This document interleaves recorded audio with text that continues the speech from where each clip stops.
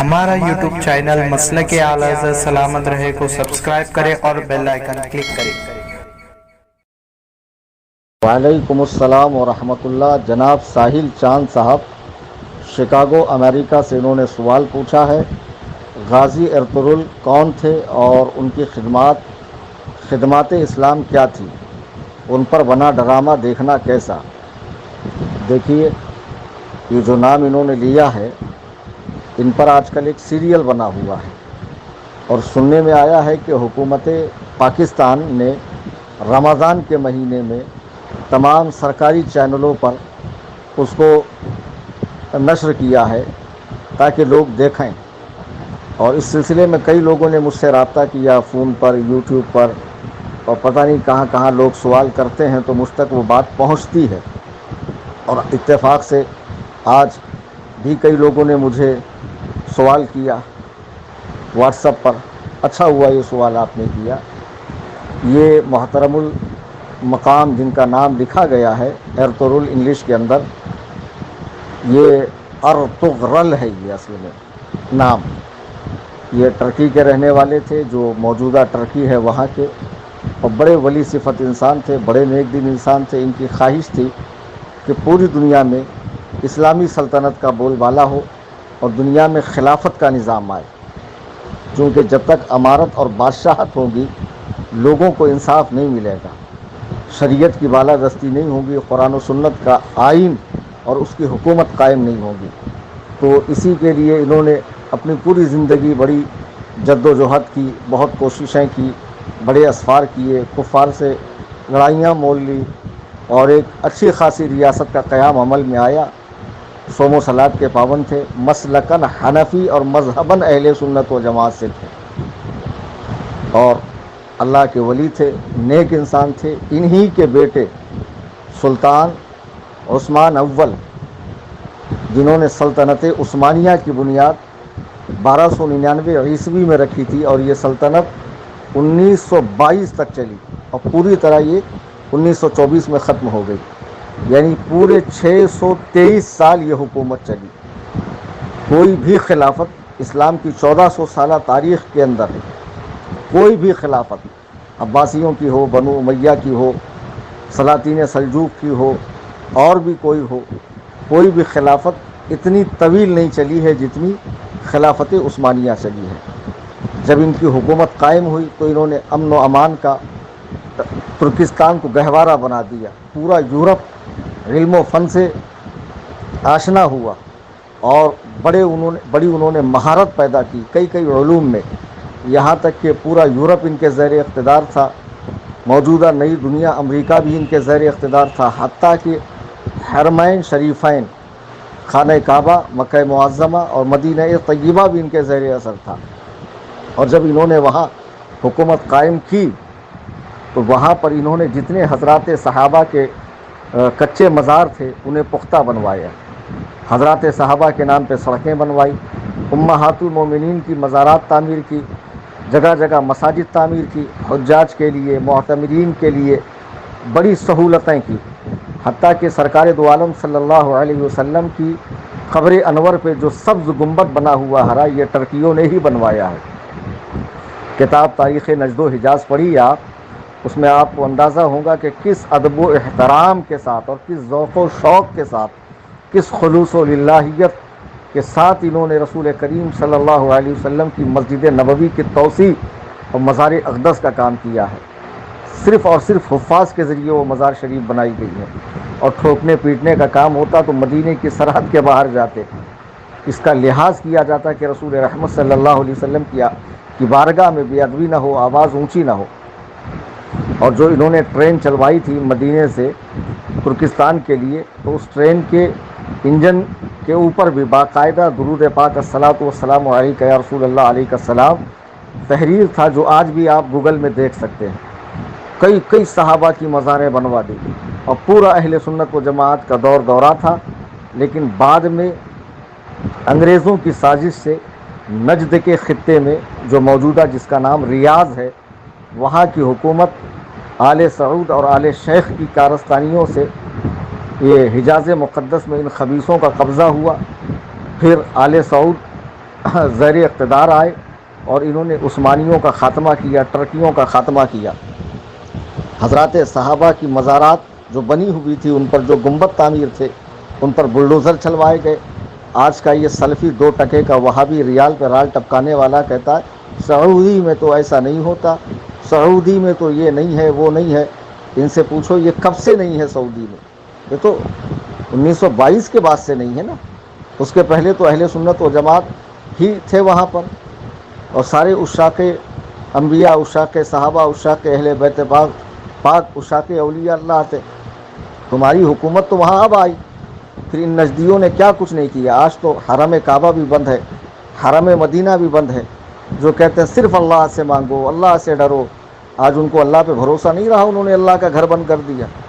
اور ان خبیثوں نے اب تو وہاں کلب کھول دیے، شراب کی اجازت دے دی، سور کھانے کی اجازت دے دی۔ سعودی کے اندر کیا کچھ نہیں کیا۔ کئی اسلامی سزائیں جو شریعت میں، قرآن و حدیث میں مذکور تھی، اس کو ختم کر دیا۔ معاذ اللہ رب العالمین، یہ پورے طور پر امریکہ کے غلام ہو چکے ہیں۔ اور ان کے تلوے چاٹنے والے وہابی دیوبندی یاد رکھیں کہ یہ 100 سال کے اندر کی پیداوار ہے۔ وہاں پر 650 سالوں تک ترکیوں نے حکومت کی، اور عظیم الشان حکومت کی ہے الحمدللہ۔ اور مکہ و مدینہ کو انہوں نے اس طرح تعمیر کیا، اس طرح بنایا کہ دنیا دیکھتی رہ گئی۔ ان نجدیوں نے تو ان کی تعمیر کو، ان کی تعمیر کردہ عمارتوں کو گرایا ہے، بنایا کچھ نہیں ہے۔ انہوں نے اپنی سہولت کے لیے اپنی عیاشیوں کے اڈے بنائے ہیں۔ بہرحال ترکیوں کی حکومت پوری دنیا میں قائم رہی، ان کا ایک دبدبہ تھا، ایک خوف تھا، اور انگریز جانتا تھا کہ جب تک سلطنت عثمانیہ رہیں گی ہم آگے بڑھنے والے ہیں نہیں۔ عیسائیوں اور یہودیوں کی چیرہ دستیوں سے، چالاکیوں سے سلطنت عثمانیہ کو ختم کر دیا گیا۔ پھر ترکی میں مصطفیٰ کمال پاشا جیسا خبیث شخص برسر اقتدار آیا، جس نے ترکی کے اندر نماز پر پابندی لگا دی، اذان پر پابندی لگا دی، تلاوت قرآن پہ پابندی لگا دی، مساجد میں داخلے کو ممنوع قرار دیا۔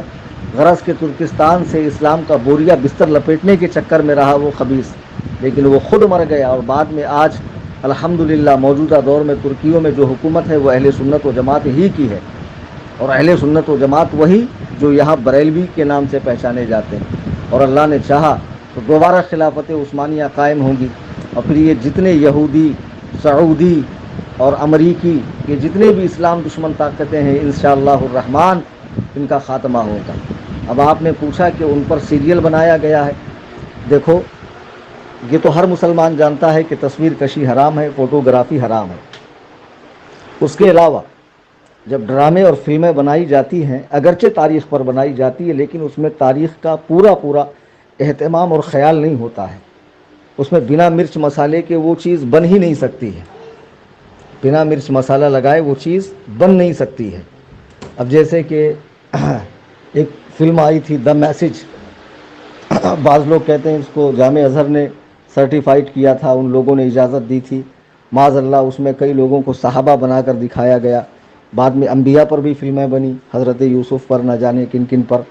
ہاں بتائیے بھلا، انبیاء اتنے حسین و جمیل، ایسے خوبصورت، ان کا کیریکٹر، ان کا رول کون ادا کر سکتا ہے؟ اور اسی طرح یہ اہل تشیع، اسلام کے چھپے ہوئے دشمن، یہ ہر سال ماہ محرم میں اس طرح کے ڈرامے کرتے ہیں، کسی کو حسین بنا دیا، کسی کو یزید بنا دیا، پورا معرکہ کربلا، مصنوعی کربلا بنا کر پوری کہانی کو دہراتے ہیں یہ لوگ۔ تو یہ بھی کہانی اسی طرح کی ہے۔ اب جو ڈرامے دکھائے جا رہے ہیں تو اس کو تاریخ، اول تو اس کو دیکھنے کی بالکل اجازت نہیں ہے، اور وہابی دیوبندیوں نے جو اس کو دیکھنا حرام کہا ہے وہ محض دشمنی کے بنا پر، چونکہ اس میں معمولات اہل سنت و جماعت جو ٹرکیوں میں ہوتے تھے وہ دکھائے گئے ہیں، تو اس بنا پر انہوں نے حرام کہا ہے۔ اور ہمارے حرام کہنے کی وجہ یہ ہے کہ یہ چونکہ تصویر ہے، ویڈیو ہے، اور اس کے ذریعے تاریخ کو نہیں سمجھا جا سکتا۔ تاریخ جو لکھی ہوئی ہے مورخین کے ذریعے، معتبر، اسی کے ذریعے تاریخ کو سمجھا جا سکتا ہے۔ اب فلمیں، ڈرامے جو بنتے ہیں اس میں تاریخی حقائق کو توڑ مروڑ کر، مرچ مسالہ بھر کر، بہت ساری چیزیں ایڈ کر کے، میوزک وغیرہ ایڈ کر کے بہت ساری چیزیں ایسی دکھائی جاتی ہے۔ اگر اصل چیز دکھائیں گے تو پھر اس میں اتنا انٹرسٹ پیدا نہیں ہوگا لوگوں کو۔ آج کیا وجہ ہے کہ لوگ یہ سیریل کو بار بار دیکھنا چاہتے ہیں؟ دیکھ بھی رہے ہیں نیٹ فلکس پر، یوٹیوب پر، کہاں کہاں، اور ہم کو بتاتے بھی ہے کہ وہاں یہ آ رہا ہے، یہاں وہ آ رہا ہے، وہاں یہ سیریز چل رہی ہے. تو یہ کہنا کہ یہ دیکھ کر جہاد کا جذبہ پیدا ہوتا ہے، اسلامی تاریخ سمجھ میں آتی ہے، یہ سراسر غلط ہے، یہ نفس کا دھوکہ ہے. دیکھیے حضور مفتی اعظم کا ایک واقعہ میں کئی بار سنا چکا ہوں. حضور مفتی اعظم رضی اللہ تعالیٰ عنہ سے سوال ہوا کہ ایک فلم آئی ہے جس میں صرف حج کرنے کا طریقہ دکھایا گیا ہے، کیا وہ دیکھنا درست ہے؟ حضور مفتی اعظم رضی اللہ تعالیٰ عنہ نے افسوس ظاہر فرمایا اور فرمایا کہ افسوس، اب مسلمان اپنا دین سنیما گھروں میں جا کر سیکھیں گے؟ بالکل نہیں. کیا علماء نہیں ہے، مدرسے نہیں ہے، جگہ جگہ مساجد نہیں ہے، مفتیان کرام نہیں ہے، دارالافتاء نہیں ہے؟